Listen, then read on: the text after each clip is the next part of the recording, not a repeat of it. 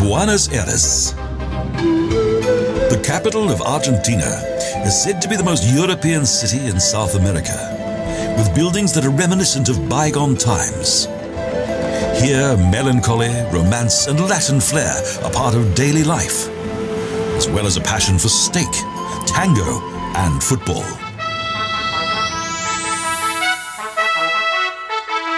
The mighty Plaza del Mayo is the historic heart of the city. The pink facade of the Casa Rosada shines brightly. It's the presidential palace. And on its balcony, Domingo Perón and his wife Evita once waved to their loyal subjects.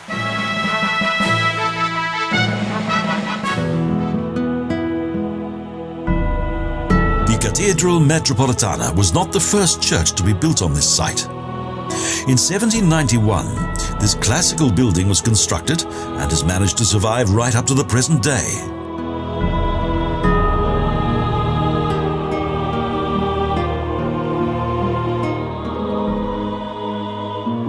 Containing the tomb of General José de San Martín, the cathedral has become a national monument.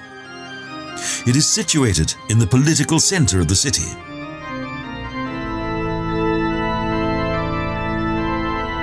The Catholic religion has always been highly influential here, and until 1994, the president had to be of the Catholic faith.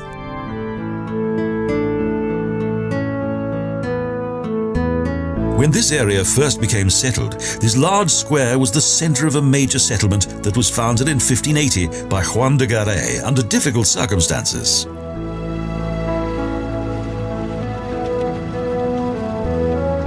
On the 25th of May 1810, a junta expelled the Spanish viceroy.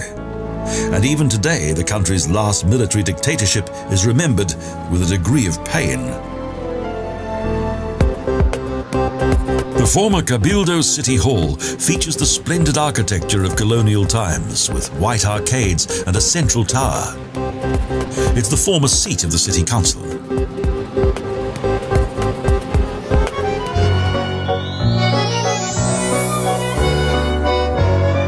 A welcome retreat in the hustle and bustle of the city centre is the famous Café Tortoni and its dramatic history. Until late into the night, this, the Paris of South America, shows off all of its captivating charm.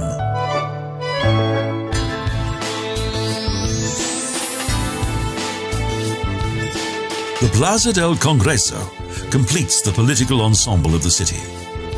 The huge Congress building is the symbol of a democratic Argentina. The seat of Parliament was built according to neoclassical design and resembles the Capitol building in Washington, an imposing building of white marble. A monument for both Congresses, with a fountain and various statues, is located in the center of the square. The district of San Telmo is the old soul of the city, and the Iglesia de San Francisco is the most sacred ceremonial building in Buenos Aires. The restoration of both church and monastery complex that was destroyed by fire in 1966 does not follow convention, but within the buildings there's a strong sense of religious faith. There are many religious orders in this part of the city.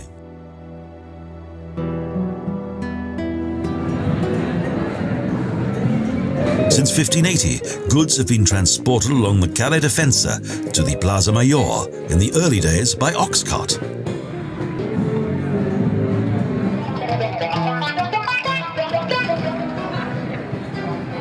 In this lively part of the city, today musicians show off their skills, and food is sold. In former times, it served as a resting place for both man and beast.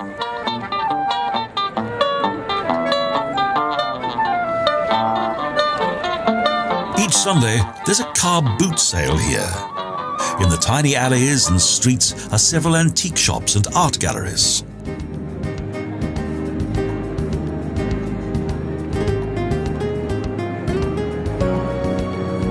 This, the city's most popular district, acts as a magnet for one and all.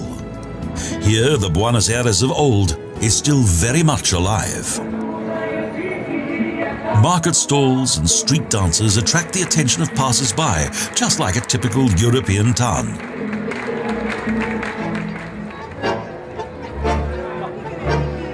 Again and again, dancing couples perform their sensuous tangos in the smallest of spaces, and they're always rewarded by much enthusiastic applause.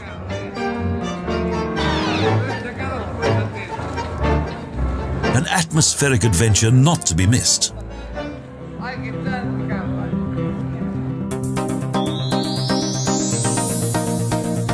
The high-tech Florales Generica tulip is the city's most recent landmark. This stainless steel flower is 20 meters tall and opens and closes its petals according to the time of day.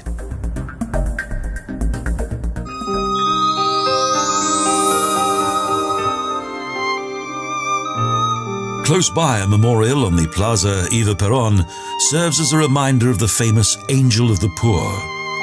She was much loved by those of the humblest means.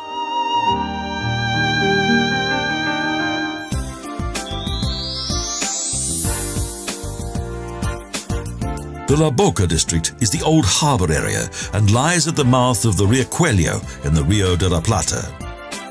The bright colours of the painted buildings are a joy to see.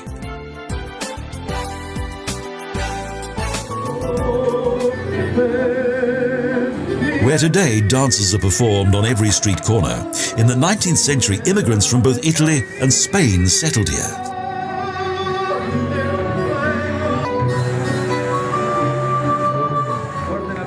This explains the fiery temperament and deep melancholy that is expressed by the dancers and is evident with each flick of the leg.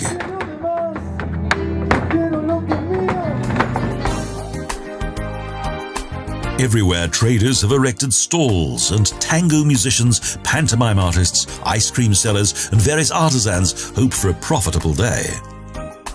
People sit and take in the marvelous atmosphere.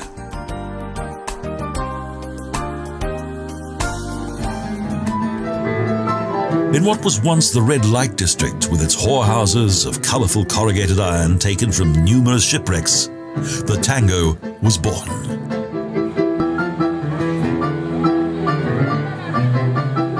It was from here that the erotic and melancholic dance began its triumphant journey around the world.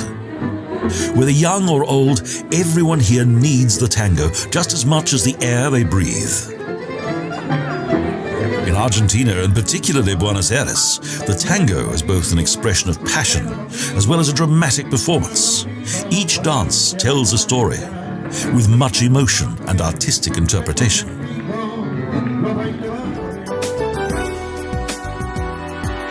The former harbour district, with its tangled alleys and colourful buildings, is the original heart of the city. A steel bridge and various shipwrecks in the old harbour still create a feeling of nostalgia.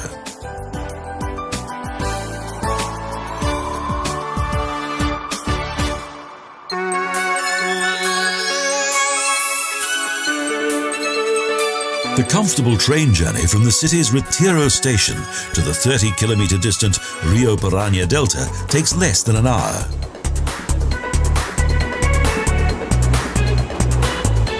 From the Bartolomé Mitre station, the Tren de la Costa travels to Tigre. Opposite the terminus, boats are available to take travellers to one of the region's most beautiful destinations. The Delta is a 2,600 square kilometre group of green islands, crossed by numerous rivers and canals.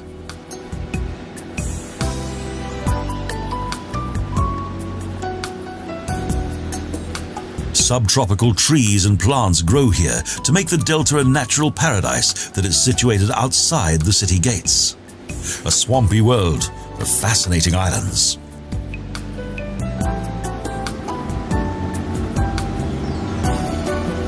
Along the shoreline, the wealthy have their summer residences, and in between there are various hotels and summer houses.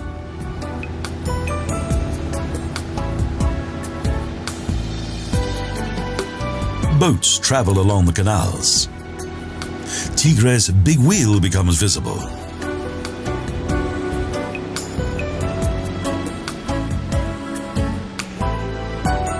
Passengers disembark from the boats in the center of town.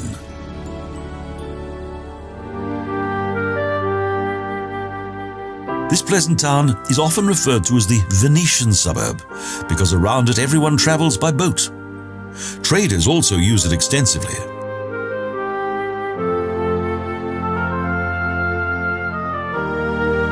The inhabitants of Buenos Aires like to visit this tranquil leisure area close to their fine metropolis. But more and more people are moving here.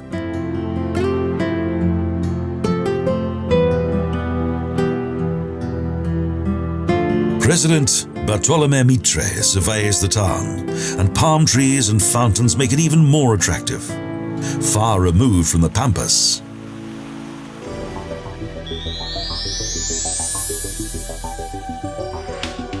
From Tigre Harbour, boats travel to the Isla Martin Garcia, that is only 3.5 kilometers from the Uruguayan mainland.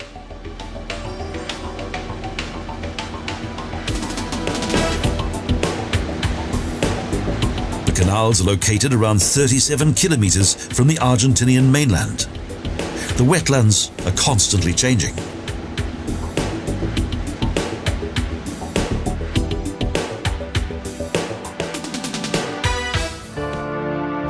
The Bateria Cuartel Military Museum is a reminder of a sad chapter of recent history.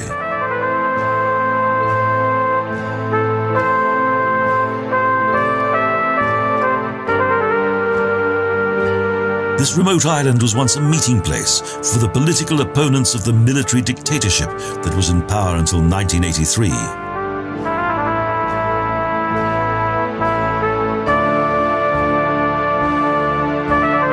From 1955, the military attempted to take power, often with ruthless brutality.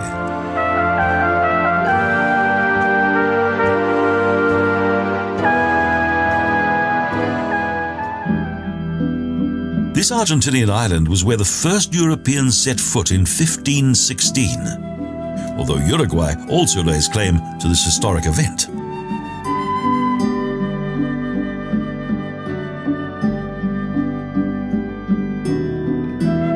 Dense vegetation grows around the military memorial. 200 bird species live here. The marsh deer are threatened by extinction, and there are iguanas. Today it is nature that pervades the scene. This small cemetery is a symbol of conciliation, a tranquil memorial to what has been.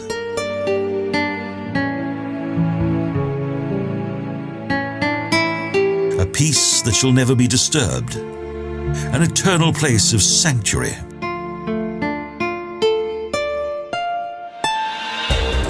But now, back into the busy heart of the metropolis with its frenetic traffic and the temperamental joie de vivre of its inhabitants.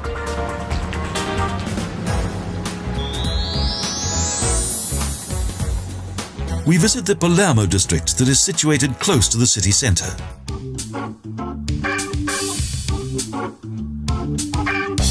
This is where most of the parks are located, and also the zoological gardens with their very strong smell.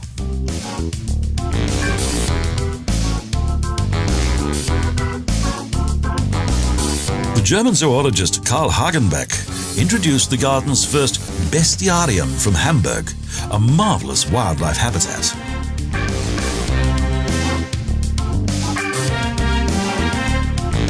In those days, a tiger cost less than a Castilian donkey. Do the local llamas know that? They seem to be very curious.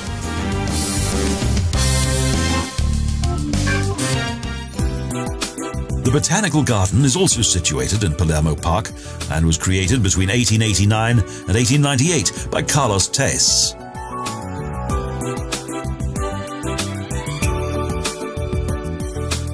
The garden architect planted around 5,000 different kinds of bushes and trees and had a number of glasshouses built.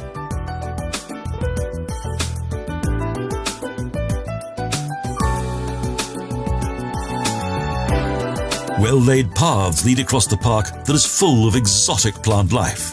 The blossoms are wonderful, and it's an ideal place in which to relax.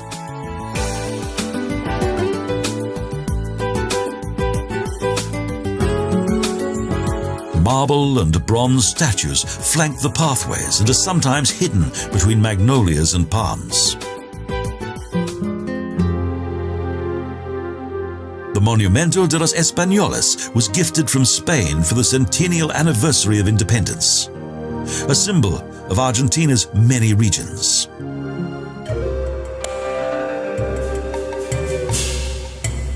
The Japanese garden is one of the most popular natural oases in Buenos Aires. Created by Japanese garden architects according to strict tradition.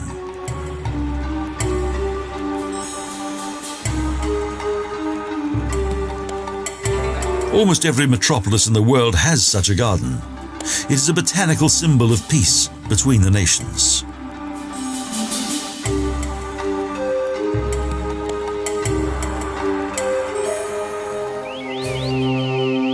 The Museo José Hernández contains artifacts and literature of Gaucho life and is one of more than 70 museums in this city of culture.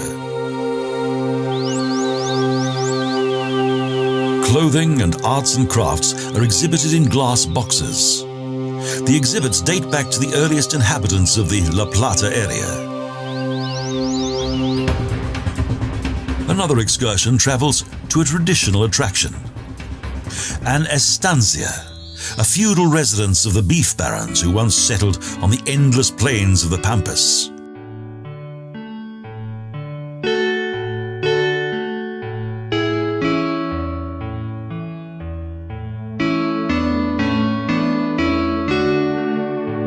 They built their farmhouses according to the rustic designs of the nobility.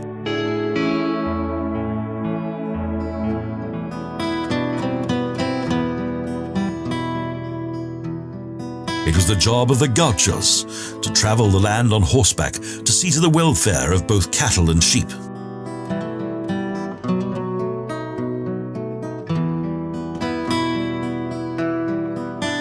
It was not unusual for one estancia to own several thousand sheep, cattle, and horses.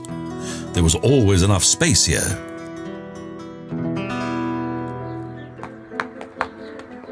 The aristocratic way of life on the cattle farms had its own culture and dances, and its music adapted to the loneliness and vastness of the Pampas.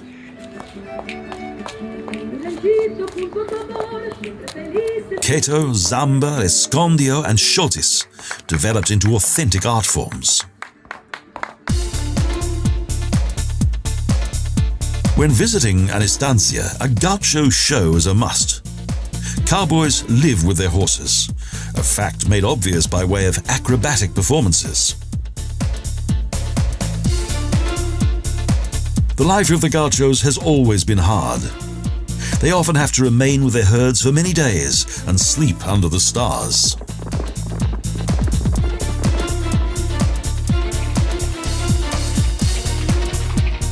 Due to the declining values of both meat and wool, the region's farmers have sought an alternative source of income: tourism.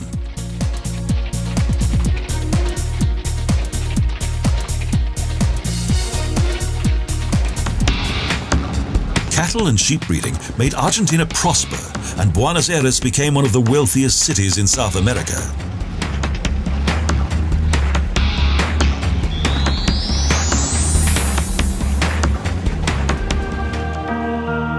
Next we visit the Recoleta district, both past and present living quarters of the middle and upper classes. Here the elite once lived, worshipped, and were laid to rest. The Basilica de la Pila is one of the city's 18th century colonial buildings with a bell tower and facade that is wainscoted with tiles. It has a modest interior. Next to the basilica is the Recoleta Cemetery, a city of the death. Here, generations of Argentina's upper classes were buried.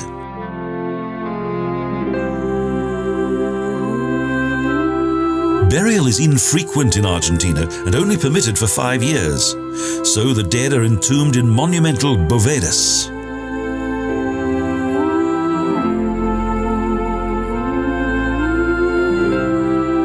7,000 mausoleums cover 4 hectares of land. This is the last place of rest for patriarchs, presidents, poets, and even Evita.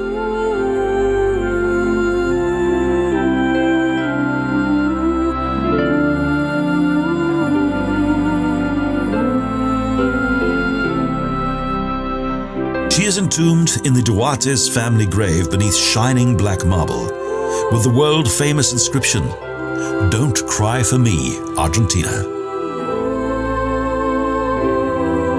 Around 70 of the tombs have been designated as national monuments, unique memorials to the temporary nature of life and the permanence of eternity.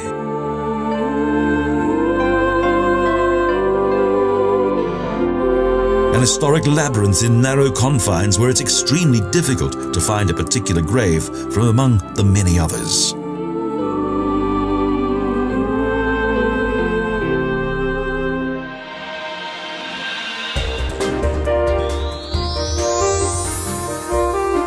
Back to vibrant city life. The Galleria Pacifico is the city's most unique shopping center.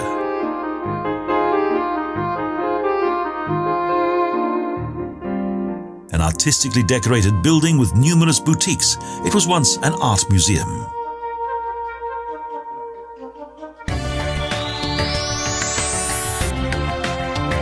The Plaza Laval was enlarged in 1937 in order to create a suitable space for the Teatro Colón and the Palace of Justice.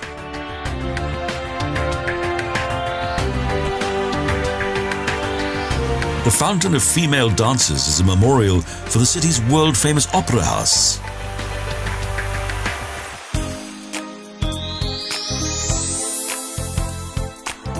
Buenos Aires lies on the banks of the widest river on earth, the Rio de la Plata.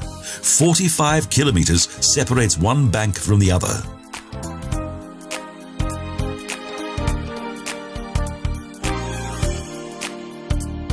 Each day, fishermen take over the promenade, and there are many food stalls for those wanting a tasty snack.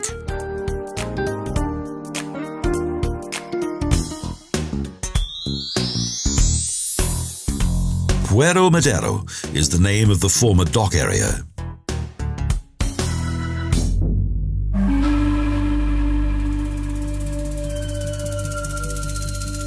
The once shabby harbour has now become a popular attraction, and 2 excellent museum ships lie at anchor and are open to the public.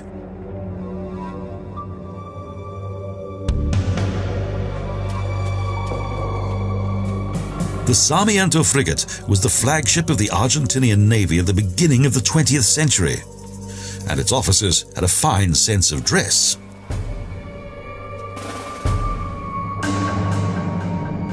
On board, attention to detail is considered to be essential.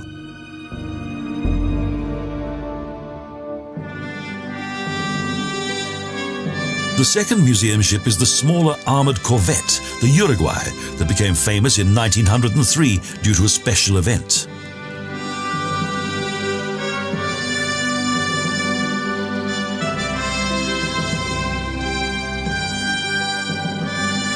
This modest-looking ship rescued the crew of the failed Nordenskjöld expedition to Antarctica from certain death.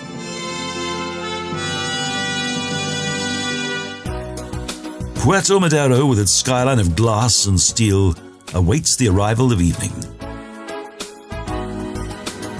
It is then that the city reawakes. It vibrates, dances, and enjoys.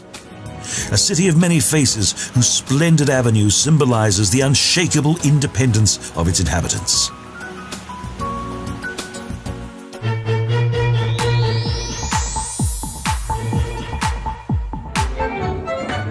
Tango, the true pulse of the city, erotic, melancholic, and full of life, a dramatic adventure.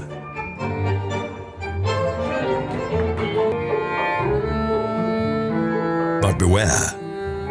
When night falls, this Buenos Aires diva turns into a city fatale. Mysterious, dark and full of burning desire, an extraordinary metropolis of the superlative.